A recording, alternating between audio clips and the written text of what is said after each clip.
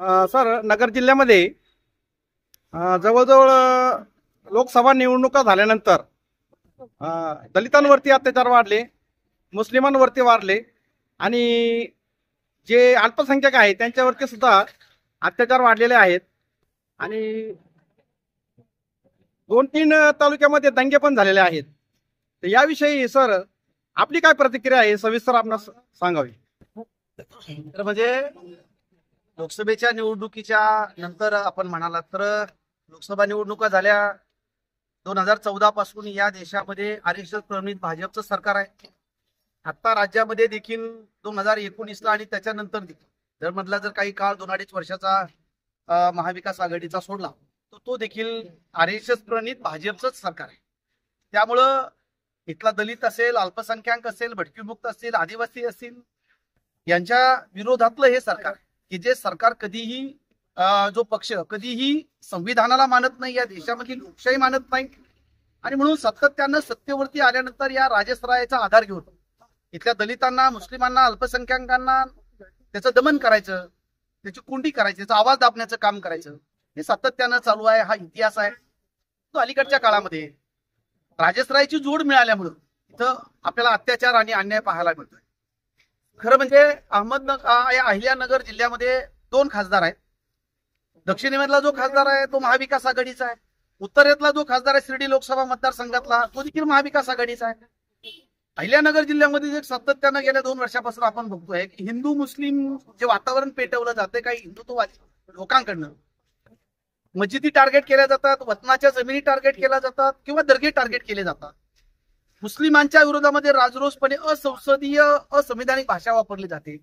परंतु त्याच्यावरती एकही शब्द दोन्ही भागातले जे खासदार निवडून गेलेले आहेत म्हणजे महाविकास आघाडीचे आमच्या नगर दक्षिणचे खासदार लंके आहेत ते एक शब्दही बोलत नाही. वास्तविक पाहता त्यांच्या निवडणुकीमध्ये त्यांना निवडून आणण्यामध्ये या भागातल्या मुस्लिमांचा, दलितांचा खूप मोठा वाटा आहे.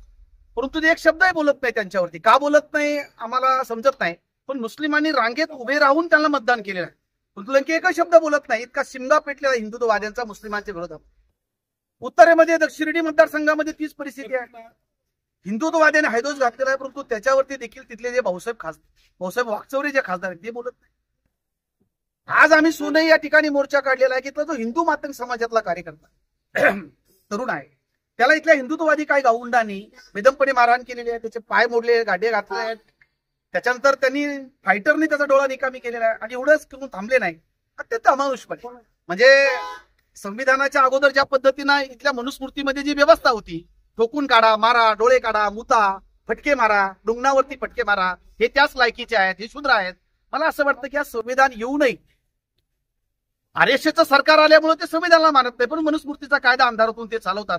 कारण आपल्याला नुकतंच उदाहरण माहित आहे, सर्वोच्च न्यायालयाचे जे न्यायाधीश आहेत ऍडव्होकेट न्यायमूर्ती भूषण गवई यांना तर घटनात्मक पदावरती आहे, सर्वोच्च न्यायाधीश आहे, त्यांना जर न्यायालयामध्ये बूट फेकून मारलं जात असेल, मला असं वाटतं की ही संजय वैरागरची घटना ते भूषण गवई पर्यंतची घटना हेच सांगून जाते की मनुस्मृती कायद्यामध्ये तुम्ही किती मोठे झालात तरी जात म्हणून तुम्हाला ठोकलं पाहिजे, तुम्हाला नाकारलं पाहिजे, तुमची ती जागा आहे. हे मला असं वाटतं की भूषण गवईच्या या घटनेवरून दाखवून दिलेलं आहे. आम्ही सगळे कार्यकर्ते वंचित बहुजन आघाडीचे आमच्या सोबत आहे, आम्ही सगळे मोर्चाला होतो. आम्हाला प्रश्न पडतो इथल्या की तुम्ही रांगेत उभा राहून मतदान करतात या लोकांना, हातामध्ये संविधान घेऊन नाटकं करतात, आम्ही संविधानाचे कैवारी आहोत आणि निवडून गेल्यानंतर त्यांच्यावरती बोलत पण नाही. हा संजय वैरागर हा हिंदू मातंग समाजातला इथला आमदार बोलत नाही, या गावातला माजी मंत्री आहे, माजी आमदार तो बोलायला तयार नाही, इथला खासदार बोलायला तयार नाही जो उद्धव ठाकरे गटाचा आहे. म्हणजे कुणीच बोलायला तयार नाही. म्हणजे दलितांवर अन्याय झाले, मुस्लिमांवर झाले, भटकीमुक्त झाले, प्रतिनिधी म्हणून कुणी बोलत नाही. ज्या काही बोलतात ते आमच्या सामाजिक संघटनेचे सगळे आम्ही कार्यकर्ते बोलतोय.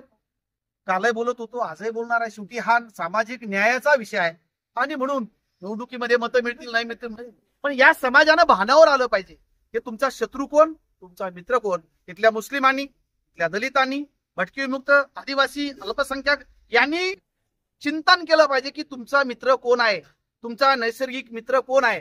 तुम्ही निवडणुकीमध्ये रांगेत राहून पैसे घेऊन जे मतं देतात ते तुमचे मित्र होऊ शकत नाही.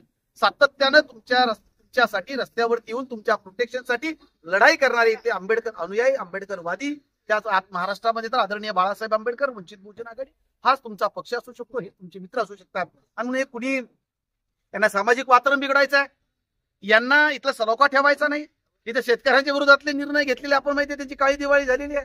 त्यांना काय देणं घेणं? हे भांडवलदारांचं सरकार आहे, भांडवलदार धार्जिने सरकार आहे, कारखानदाराचं सरकार आहे. कारखानदाराने न मागता देखील त्यांना कर्जमाफी केलेली आहे. इथं शेतकरी कर्जमाफी मागतोय, त्यांना देत नाही, त्यांना नावं ठेवतात. तो मंत्री म्हटला की यांना आता नाद लागलाय, एक मंत्री तुमची रमी खेळतोय. काल अजित पवारांच्या नागपूरच्या कार्यालयामध्ये वाजले की 12, हे जर गाणं त्यांचे पदाधिकारी करत असतील तर मला असं वाटतं की फुले शाहू आंबेडकरी महाराष्ट्राचं अधपतन आतापर्यंत झालं नव्हतं, तेवढं झालेलं आहे अजित पवारांच्या कार्यालयामध्ये. म्हणजे जर धाराशिवचे जिल्हाधिकारी नवरात्राच्या उत्सवामध्ये थोडं नाच गाणं करत असतील तर त्यांच्यावरती तुम्ही कारवाई करता.